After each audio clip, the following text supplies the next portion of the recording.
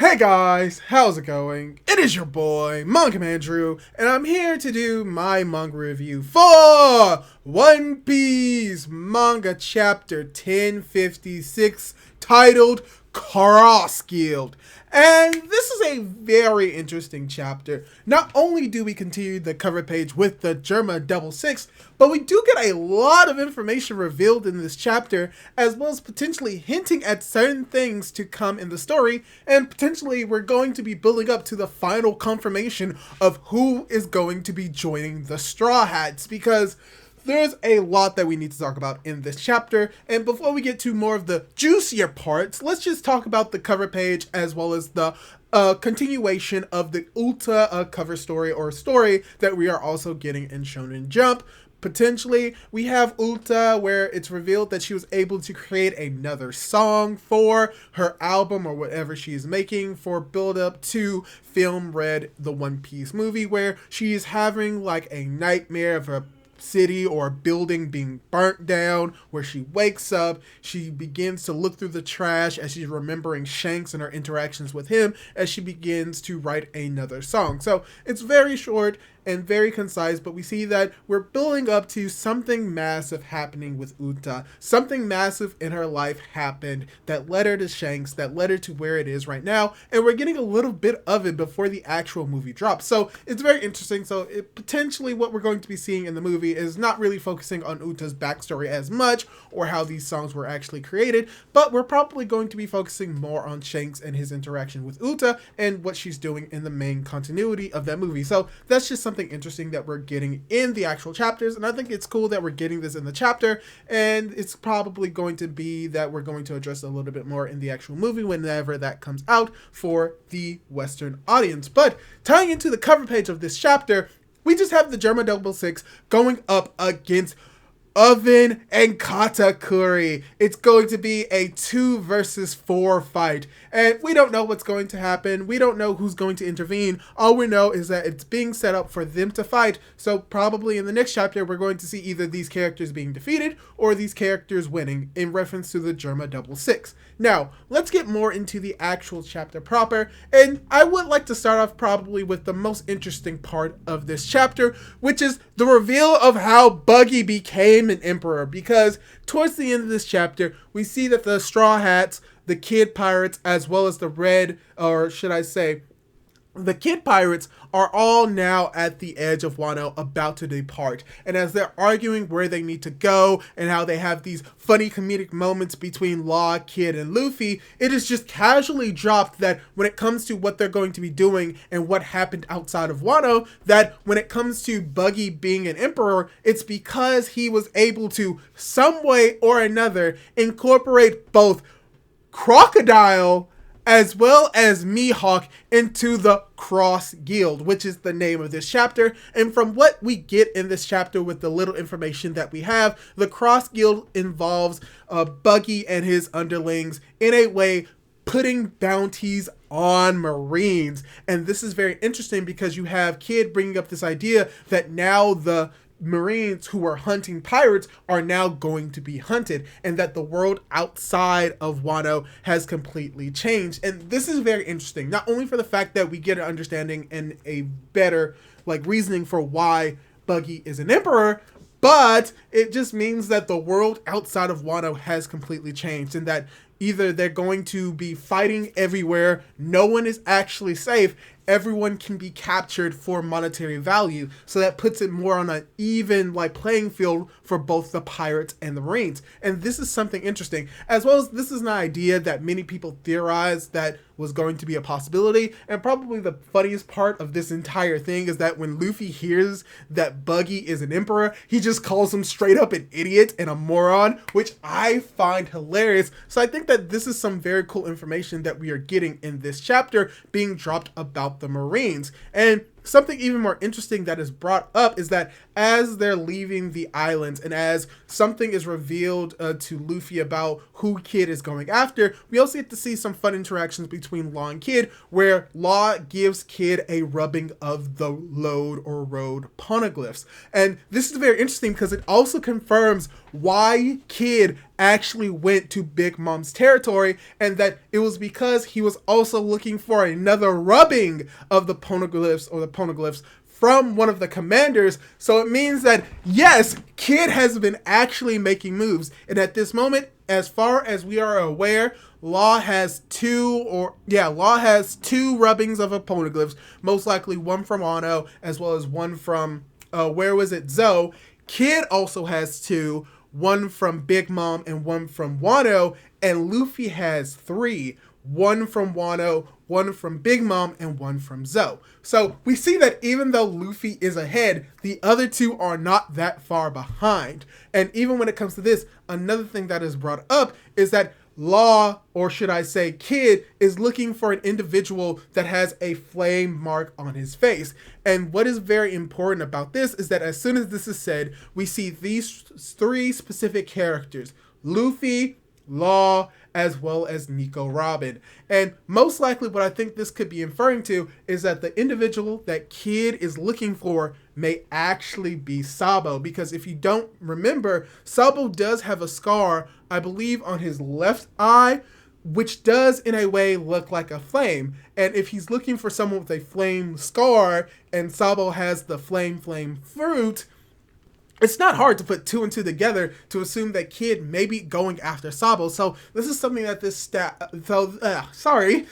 something that this chapter is actually building up to potentially Kid having a confrontation with Sabo, which is the reasoning why we see Luffy, who is Sabo's younger brother. We see Robin, who is a part of the Revolutionary Armies and would know potentially what he is referring to, and Law, who, you know, probably also knows that Sabo is related to Luffy because he was also in Dressrosa, where he learned this revealed most likely from Luffy. So this is very interesting. I wonder where this is going to be going in the story moving forward, but pretty much that was the major part of this chapter, and pretty much everything else is just smaller moments involving Momonosuke, Hiyori, as well as the Scabbards, the realization or the reveal of Sukiyaki to his relatives, and how they're very happy to know that they have someone that is but related to them still alive, and the reveal that all of the Scabbards knew about Sukiyaki being the Tengu, except for Kinemon, because of course he wouldn't. But we also get a little bit more from Kinemon in this chapter, and how he was able to spend time with Osuru, that he still loves her, that even though the village that she was in got burned down, she was able to survive, even though she has like a flame on her face. So that could also be an indication of who Kid could be after, but I don't think that's going to be the case. But we also get a little bit more with the other Scabbards, where it is revealed that Nekomamushi as well as Inuarashi are actually going to be staying in Wano, and that Carrot is going to be the leader of the Minks, and that she's very hesitant at first, but that they confirm to her that she is the right choice because of the fact that she's been able to sail around or outside of Zoe, which is apparently a requirement that would make her a great leader of Zoe, being able to have knowledge outside of the country, and that she's also still going to be backed by the other Mink warriors that may be technically stronger than her, such as Shishilian, as well as, oh my gosh, Wanda. So yeah, Carrot is going to be the leader of Zoe, which pretty much confirms that she is not going to be joining the Straw Hat crew, and we'll get to that a little bit more probably at the end of this video. But yes, Carrot is going to be one of the kings, or the king or queen, I guess, of Zoe and of the Mink. So that's a cool development for Carrot. She's not going to be a Straw Hat, but it's a cool development for Carrot. And speaking of Straw Hats, it is revealed in this chapter that the Straw Hats left the Flower Capital to go to, you know, the port to leave, but the people that they decided not to say goodbye to would be Kinemon and Momonosuke. And there's most likely a reasoning for it, because they are probably didn't want to say goodbye to them for the same reason why they didn't want to say goodbye to Vivi, and that they most likely know that they shouldn't meet them, because it could be an incentive for them to go out to sea with the Straw Hat Pirates, because they've been with them for a long time. They're basically a part of the crew, but that most likely than not, the Straw Hats knew that if they were to say goodbye, that Luffy may ask them to join their crew, and that he probably does not want to put them in that situation, and that they have an understanding of why they shouldn't do this, because this will be similar to a reenactment of what happened with Vivi, where most likely than not, they're going to head towards where they are, they're going to say their goodbyes, and there's going to be sort of a touching reunion where they're going to try and leave, but then the Straw Hats are going to have to reject them, because they know that they belong in Wano, and that Momonosuke belongs in Wano to be a ruler, very similar to what happened with Vivi and how she needed to be the queen of Alabasta. So I think that's the reasoning why they didn't say goodbye to the Scabbards. And this is something that's not really important, but we get to see that freaking Nobu is very thin and back to her young self because of the fact that Arumaki was able to absorb whatever was inside of her, and she became very thin and very attractive. And also, you know, we also have... oh my gosh, I can't believe I'm forgetting her name right now. Tama. We also have Tama also being a Kunoichi under, you know, her. Oh my gosh, names are escaping me right now. But yeah, we have them being an apprentice, and more confirmation that she would eventually join the crew if she's able to be a well-known Kunoichi. And this just gives credence to the fact that something else is going to be happening to Raizo. Maybe Raizo will also look very attractive. I doubt that will be the case, but it is a possibility. But yeah, that is also something interesting with this chapter. And pretty much like also something interesting about this chapter is the reveal of Pluton being under Wano, and that everyone in the Straw Hats know this. Luffy doesn't care.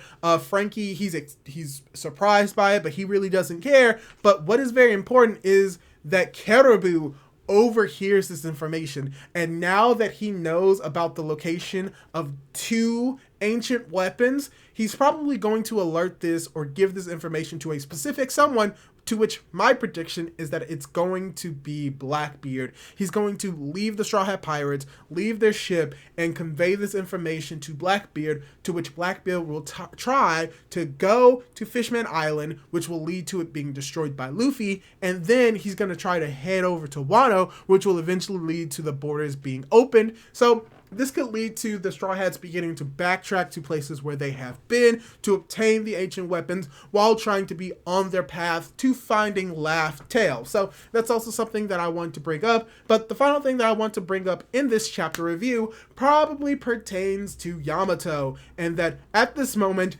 they are on their way to where Luffy and the gang are to try and live like Odin, which would imply and entail that they're going to ask to join the crew. And this is most likely going to be something that we're going to directly be addressing in the next chapter that is going to be coming out in 2 weeks, because the entirety of Shonen Jump is on break. So a lot has happened in this chapter, and I'm barely scratching the surface in this review, but overall, I think this was a very informative and interesting chapter for One Piece. We got a lot of information about how Buggy became a Yonko. We got information and establishing on where the characters are going to be going in the new world in different directions. We got a little bit more of hints to what the other characters are going to be doing and what the characters have done outside of Wano, and we're getting a little bit more potentially characterization for Yamato, Momonosuke, as well as Kinemon, and we're going to get a sort of possible like reinterpretation or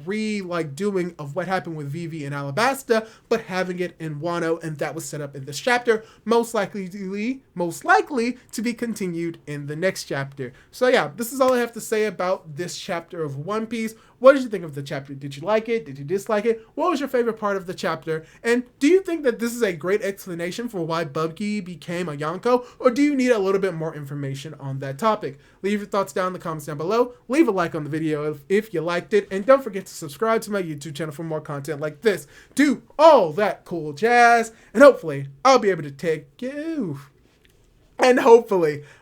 catch you in my next video. Goodbye!